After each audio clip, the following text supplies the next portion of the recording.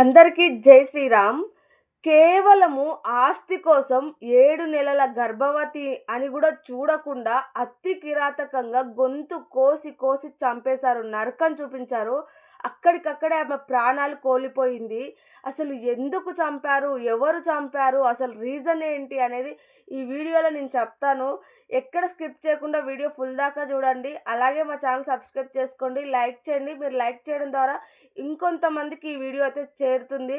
మీరు సపోర్ట్ చేస్తారని నేను మనస్ఫూర్తిగా నమ్ముతున్నాను. ఇంకా లేట్ ఎందుకు వీడియోలోకి వెళ్ళిపోదాము. ఇతనికైతే ఇద్దరు భార్యలు. అతనికి అంటే ఊరూరు వెళ్ళి కథలు చెప్పుకొని బ్రతికేవాడనమాట. అయితే అతనికి ఫస్ట్ పెళ్ళయింది. ఇద్దరు మగపిల్లలున్నారు. హ్యాపీగా సంసారం అలాగే సాగిపోతుంది. వాళ్ళకి ఎలాంటి గొడవలు ఏమీ లేవు. హ్యాపీగా గడిచిపోయేదనమాట. భార్య ఇద్దరు పిల్లలు ఇంటికాడ పెట్టేసి ఆయన ఊరూరు వెళ్ళేసి కథలు చెప్పుకొని బ్రతికేవాడనమాట. అయితే ఎవరైతే చిన్న భార్య ఉందో, చనిపోయిన భార్య అంటే మహిళ, ఈ చనిపోయిన భార్య ఉంది కదా, చిన్న భార్య, అప్పుడప్పుడు వాళ్ళ ఊరికి కూడా వెళ్ళి కథలు చెప్పుకుంటా ఉండేవాడంట. అయితే ఆ ఊర్లోనే ఇతనికి ఆ అమ్మాయికి పరిచయం అయిందనమాట. ఎవరైతే చిన్న భార్య ఉందో ఆమెకు ఇతనికి పరిచయం అయింది కథలు చెప్పుకునే దగ్గర. ఆ పరిచయం కాస్త వాళ్ళ అక్కనే తెంపుకోక వాళ్ళ పరిచయం కాస్త ప్రేమగా మారింది. ఆ ప్రేమ కాస్త పెళ్లి దాకా కూడా దారి తీసింది. అయితే నాకు పెళ్లి కాలేదు, నాకు పిల్లలు లేరు, నాకు ఎవ్వరూ లేరు అనేసి ఆ అమ్మాయినైతే నమ్మించి బుట్టలో పడేశాడు. ఆ అమ్మాయి కూడా చదువుకుంటుందంట అప్పుడు. ఈ లవ్ చేసే టైంలో చదువుకుంటుందంట. కనీసం చదువుకున్న జ్ఞానం కూడా ఎక్కడ పోయిందో, ఊరికొచ్చి కథలు చెప్పుకుని ఆయనను మరి ఎందుకు లవ్ చేసిందో ఏంటో, ఎలా అతను బుట్టలో పడిందో తెలీదు. అయితే అతను బుట్టలో పడి తను ఏం చెప్పినా గంగిరెద్దులాగా తల ఊపిందనమాట. ఊపేసి ఇంక పెళ్లి కాలేదు, నాకెవరు లేరు అని చెప్పడంతో సరే అనేసి ఆ అమ్మాయి అయితే పెళ్లి చేసుకోవడానికి సిద్ధపడిపోయింది. అమ్మాయి వాళ్ళ తల్లిదండ్రులన్న ఎక్కడ ఎంక్వైరీ చేయలేదు. అంటే ఆయన ఎక్కడుంటారు, ఏంది అనేది కూడా వాళ్ళకి ఏం చెప్పలేదు. వాళ్ళు కూడా ఇంకా ముందు ఏం ఆలోచించకుండా సరే అంటే ఫస్ట్ అయితే పోలీస్ స్టేషన్‌కి ఇచ్చారంట వాళ్ళ అమ్మ, నాన్న. ఇస్తే ఆ పోలీసులు కూడా వార్నింగ్ ఇచ్చారనమాట. అప్పటికి వీళ్ళు మేజర్ కావడంతో వాళ్ళు పోలీసులు కూడా ఏం చేయలేకపోయారు. వార్నింగ్ ఇచ్చినా కూడా వీళ్ళు వినలేదన్నమాట. ఇంక ఏం చేసేది లేక ఆ తల్లిదండ్రులు కూడా సరేలే అనేసి 10,00,000 కట్నం ఇచ్చి, అలాగే 7 తులాల బంగారం ఇచ్చి అతనికి ఆ అమ్మాయినిచ్చి పెళ్లి చేశారంట. పెళ్లి చేసి వేరే దగ్గర కాపురం పెట్టి వేరే దగ్గర ఉంటున్నారు. ఇంక కొన్ని రోజులు అలా గడిచిపోయినంక పెద్ద భార్యకి తెలిసిందనమాట. ఇలా పెళ్లి చేసుకున్నాడు, వేరే కాపురం పెట్టిందని తెలవడంతో ఆమె నిలదీసి అడిగి చిన్న భార్య పైన అలాగే వాళ్ళ భర్త పైన 490 కేసేమో పెట్టిందంట. ఆ 8 మంత్స్ అంటే 8 ఇయర్స్ అయితుంది. 8 సంవత్సరాలు అయితుంది వాళ్ళకు పెళ్ళయ్యి. కానీ ఇప్పటికి ఆ కేసుకు తిరుగుతానే ఉన్నారంట వీళ్ళు. చనిపోయిన అమ్మాయి అంటే చిన్న భార్య, అలాగే భర్త. ఇద్దరు కేసుకు తిరుగుతానే ఉన్నారంట. పెళ్లి చేసుకోవడము ఏమాత్రము ఈ ఫస్ట్ భార్యకు ఇష్టమే లేదు. మామూలుగా సహజంగా ఎవ్వరికి ఇష్టం ఉండదు. చెప్పకుండా చేశాడు కాబట్టి కేసు పెట్టింది. ఆ కేసుకు వీళ్ళు తిరుగుతానే అసల ఈ అమ్మాయికి అంటే ఫస్ట్ భార్యకి అసలు నచ్చనే లేదు.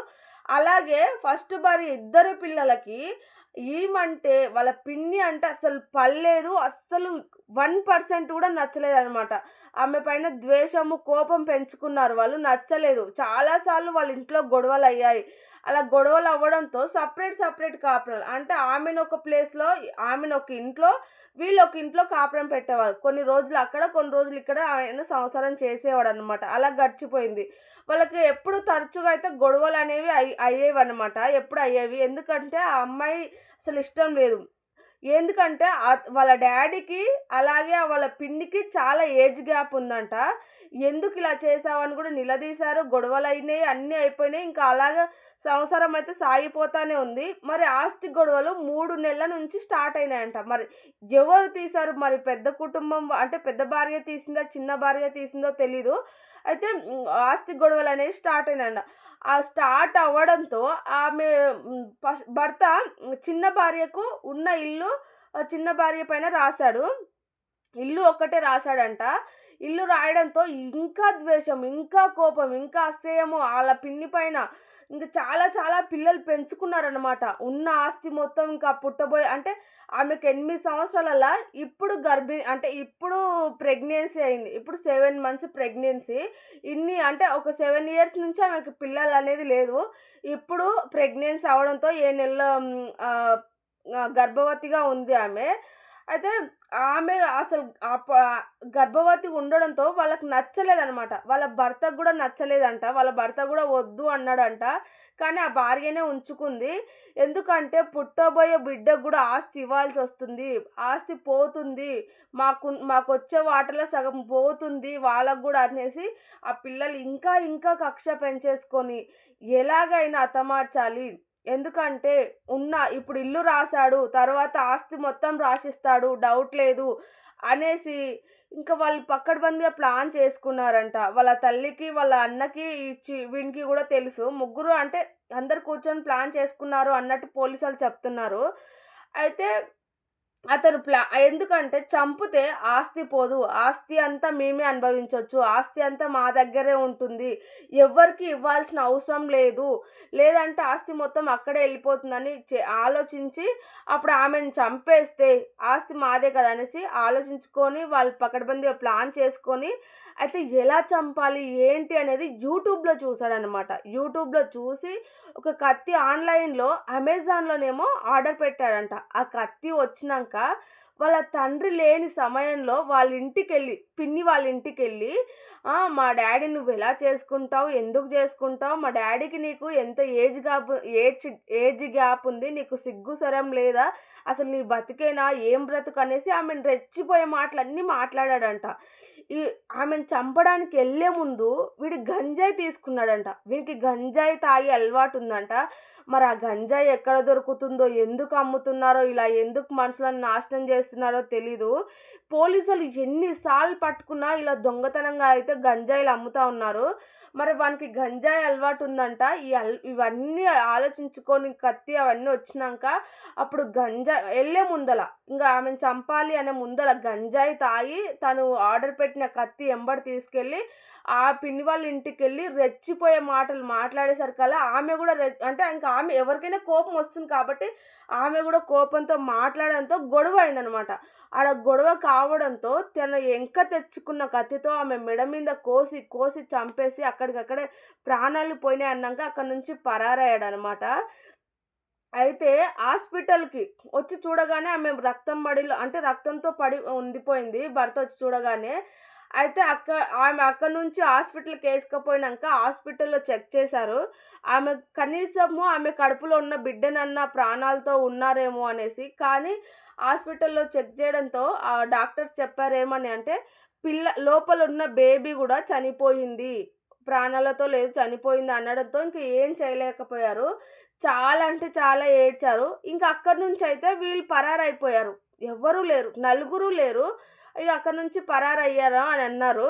కానీ అందులో భర్తకు తెలీదు భర్త అని అంటున్నాడు. కానీ పోలీసోళ్ళు అడిగారనమాట. "నువ్వెందుకు ఆమె పైన ఇల్లు రాయాల్సొచ్చింది? నీ కొడుకులకు ఎందుకు రాయలేదు?" అని అడిగితే పోలీసుల దగ్గర భర్త ఏం చెప్పాడంటే, అంటే ఆ పిల్లల వాళ్ళ తండ్రి నా కొడుకులకు జల్సాలు అలవాటున్నాయి. ఈ గంజాయి తాగుతారు, వేస్ట్ తిరుగుతారు.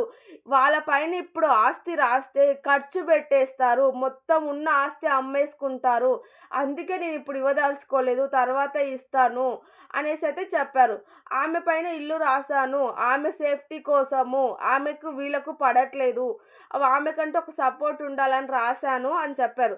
వీళ్ళు జల్సాలు చేయడంతో ఎక్కడ ఉన్న ఆస్తి అమ్ముకుంటారో అనేసి భయపడి ఆయనైతే వాళ్ళ పేరు మీద ఇప్పుడు రాయను, తర్వాత రాస్తాను అని చెప్పాడు.